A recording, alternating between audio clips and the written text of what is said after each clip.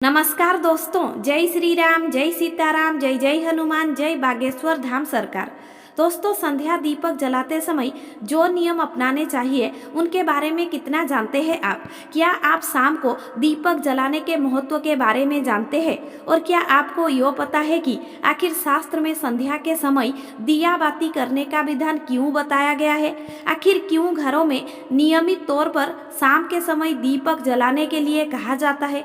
और संध्या के किस समय पर घर में दीपक जलाने चाहिए, घर में कहाँ कहाँ दीपक जलाए जाने चाहिए और कितनी संख्या में हर रोज दीपक प्रज्वलित करने से हमें शुभ फल की प्राप्ति होती है। साथ ही यह दीपक तेल के जलाने चाहिए या घी के जलाने चाहिए और दीपक को जलाते समय कौन सा मंत्र बोलना चाहिए। तो अगर इन सभी सवालों के जवाब आप जानना चाहते हैं तो ये वीडियो आपके लिए ही है, क्योंकि संध्या की पूजा के सभी नियम, विधान और महत्व के बारे में बागेश्वर धाम सरकार पंडित धीरेन्द्र कृष्ण शास्त्री जी ने अपनी एक कथा के दौरान भक्तों को बताया है। तो आज के वीडियो में अंत तक हमारे साथ जरूर बने रहिएगा। दोस्तों, स्वागत है आपका एसएनआर मोटिवेशनल पर। आगे बढ़ने से पहले वीडियो को लाइक जरूर कर दे, जिससे कि श्री बागेश्वर बालाजी की कृपा आप पर सदैव बनी रहे।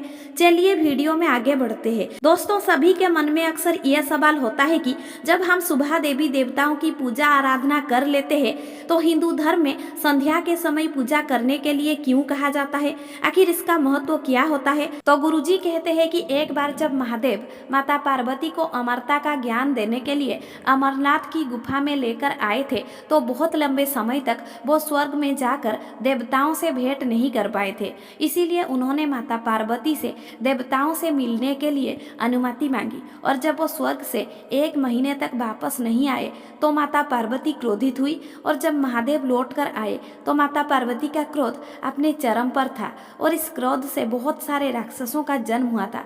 तो महादेव के समझाने पर देवी पार्वती का क्रोध तो शांत हो गया, लेकिन फिर जब माता पार्वती ने महादेव से कहा कि उनके क्रोध से उत्पन्न हुए सभी राक्षसों का क्या होगा, उन्हें ब्रह्मांड में कहाँ स्थान दिया जाएगा, तब महादेव कहते हैं कि जिस घर में संध्या के समय दिया बाती नहीं होगी, दीपक प्रज्वलित नहीं किए जाएंगे, मंत्रों का उच्चारण नहीं होगा, आरती नहीं होगी, घंटी का स्वर नहीं होगा, वहाँ पर इन सभी राक्षसों को और भूत प्रेतों को जगह मिलेगी। वो घर इन सभी का निवास स्थान रहेगा।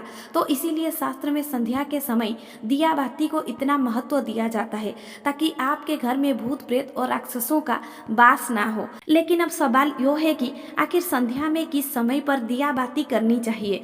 तो इस समय के बारे में गुरुजी कहते हैं कि जब सूर्य अस्त होता है और दोनों समय का आपस में मिलन होता है, उस समय घर में दिया बाती करना शुभ माना जाता है। आपको शाम को दिया बाती करने के लिए वो समय चुनना चाहिए जब ना तो रात्रि का समय हो और ना ही दिन का। तो आमतौर पर शाम के 6 बजे से लेकर 8 बजे का समय दीपक जलाने के लिए शुभ माना जाता है।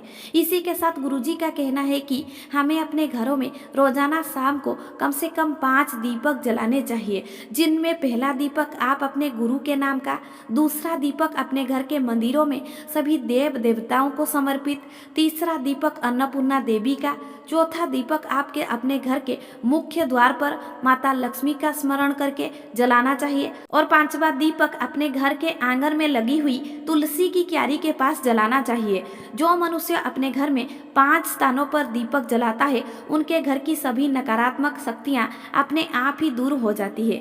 गुरुजी का कहना है कि दीपक जलाते समय आपको पूर्ण रूप से स्वच्छ होना चाहिए। जब भी हम सुबह पूजा करते हैं तो खुद को शुद्ध रखना आसान होता है, क्योंकि स्नान करने के तुरंत बाद ही हम पूजा आराम से कर पाते हैं। लेकिन संध्या के समय हम स्नान नहीं कर पाते, तो ऐसे में हमें शुद्धिकरण का विशेष ध्यान रखना चाहिए। इसीलिए अगर आप अपने घर में संध्या के समय पूजा करते हैं तो खुद को पूरा दिन शुद्ध रखना बहुत जरूरी होता है। यदि आप बाथरूम का इस्तेमाल करते हैं तो अपने हाथ पांव को अच्छे से धो लीजिए। यदि आप शौच जाते हैं तो आप अपने हाथ पांव को धोकर कपड़े जरूर बदलिए। साथ ही यदि आप दोपहर में पूरे दिन ब्रह्मचर्य का पालन नहीं कर पाते, पति पत्नी साथ में रहते हैं तो आपको संध्या की पूजा से पहले स्नान जरूर करना चाहिए। साथ ही अपने कपड़ों को भी अच्छे से स्वच्छ रखना चाहिए। गुरुजी बताते हैं कि संध्या का जो समय होता है उस समय पर माता लक्ष्मी और उनकी बहन अलक्ष्मी दोनों ही बिहार के लिए निकलती है। तो जिन लोगों के घरों के मुख्य द्वार पर दीपक जले होते हैं ऐसे लोगों के घरों में माता लक्ष्मी प्रवेश कर जाती है, और जिन लोगों के घरों में अंधेरा होता है ऐसे घरों में माता लक्ष्मी की बहन अलक्ष्मी यानी दरिद्रता अपना निवास स्थान बनाती है। तो इसीलिए कहा जाता है कि सूरज डूबने के बाद अपने घर की सभी लाइटों को जला देना चाहिए, अपने घरों में रोशनी करनी चाहिए और अपने घर के मुख्य द्वार को हल्दी से लीपकर उस पर कुमकुम से स्वास्तिक बनाना चाहिए और इस पर एक शुद्ध घी की दीपक जलाकर घंटी का स्वर जरूर करना चाहिए और माता लक्ष्मी से अपने घर में आने के लिए निवेदन करना चाहिए। साथ ही हर किसी को अपने घर में सुबह और शाम को एक दीपक अपने गुरु के नाम का भी जलाना चाहिए, क्योंकि ईश्वर ने खुद से पहले गुरु का स्थान बताया है। इसके साथ एक दीपक आपको अपने घर के मंदिरों में भी सभी देव देवताओं को स्मरण करके और आरती करके जलाना चाहिए। साथ ही एक घी का दीपक आपको अपनी रसोई घर में अन्नपूर्णा माता का नाम लेकर जलाना चाहिए और माता से अपने घर के भंडारे भरे रखने की प्रार्थना करनी चाहिए। वही जो लोग संध्या के समय एक दीपक अपनी तुलसी के क्यारी में जलाते हैं उनके घर में दरिद्रता भूल कर भी प्रवेश नहीं करती है और इससे घर में नकारात्मक शक्तियों का वास तो कभी भी नहीं होता है। साथ ही कुछ लोग यह भी जानना चाहते हैं कि अपने घर में हमें कैसे दीपक जलाने चाहिए। अपने घर में जलाए जाने वाले दीपक घी के होने चाहिए या फिर सरसों के तेल के। तो इस बारे में गुरुजी कहते हैं कि सरसों के तेल के दीपक विशेष मनोकामना की पूर्ति के लिए या फिर विशेष सिद्धि के लिए जलाए जाते हैं और हर किसी देवी देवता के सामने सरसों के तेल का दीपक नहीं जलाया जाता। सरसों के तेल का दीपक काली माता, शनि देव, पीपल के वृक्ष के नीचे और समी के वृक्ष के नीचे ही जलाया जाना चाहिए। कभी कभी जब हम हनुमान जी की सिद्धि करते हैं तो उनके सामने भी सरसों के तेल का दीपक जलाया जाता है, लेकिन यदि आप अपने घर में पूजा करते हैं तो आपको शुद्ध गाय की घी का दीपक जलाना चाहिए, तभी आपको पूर्ण फल की प्राप्ति होती है। वही गुरुजी का कहना यह भी है कि जब भी हम अपने घर में पूजा करते हैं तो हमें गरुड़ घंटी का नाद जरूर करना चाहिए। इससे न केवल देवी देवता प्रसन्न होते हैं बल्कि हमारे पितरों को भी सुख मिलता है और हमारे जीवन में आने वाली सभी नकारात्मक ऊर्जा और आपके आसपास के वातावरण में फैली हुई सभी बुरी शक्तियां अपने आप ही नष्ट हो जाती है। साथ ही अब आपको यह भी बता देते हैं कि गुरुजी ने संध्या पूजन के समय कौन सा मंत्र जाप करने के लिए महिलाओं को कहा। तो गुरुजी कहते हैं कि आप जिस भी इष्ट देव को मानते हैं या फिर आप जिस भी देवी देवता की आराधना करते हैं आप उस देवी देवता का मंत्र संध्या पूजन के समय बोल सकते हैं। जैसे कि यदि आप महादेव के भक्त हैं तो आप पूजा करते समय महादेव की आरती गा सकती है। महादेव का मंत्र ओम नमः शिवाय या फिर श्री शिवाय नमस्तुभ्यम का जाप कर सकती है।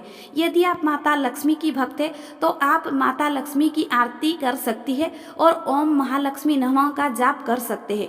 वही जो लोग हनुमान जी की पूजा करते हैं वो ओम हनु हनुमते नमः का जाप कर सकते हैं। साथ ही आप जिस भी देवी देवता के भक्त है या आप जिसे भी आप अपना इष्ट मानते हैं आप सायंकाल में उस देवी देवता की आरती कर सकते हैं। आपको आपकी पूजा का पूर्ण फल जरूर मिलेगा।